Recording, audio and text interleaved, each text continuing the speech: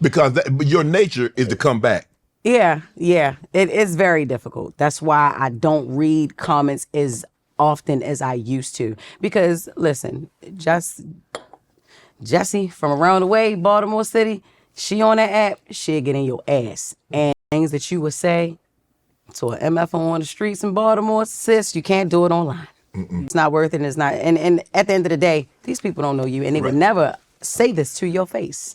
So don't go. What are we in the comments for? Why is it people on social media, they'll say something slick. You get slicker back with them, and then they cry victim. Oh my God. I can't believe you said that to me. You talk to a woman like that? Yeah. No, she talked to me first like that. Period. And that's just what it is. You know what I mean? And that's another thing. Growing up in Baltimore, that's what it is.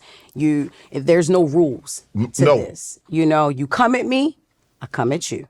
You can't tell me how. No, you can't say that though. It's like, no. And I think we live in a world now where sensitive and offended is the new trend, you know? So, yeah. There are a lot of social media stars. You look at Desi Banks, Drewski, Young Fly, Pretty V, B. Simone, this other guy. I'm sure you're going to talk about him because he had something to say about you. It wasn't bad, though. You know what I'm talking about, don't you? Excluded that guy. Did you connect with you? Did you see what they were doing? Like, well, damn, they're doing this. I can do this.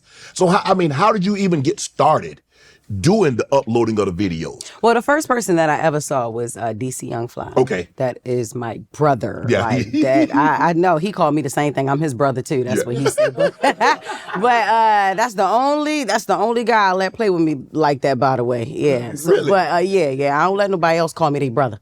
I don't be playing around like that.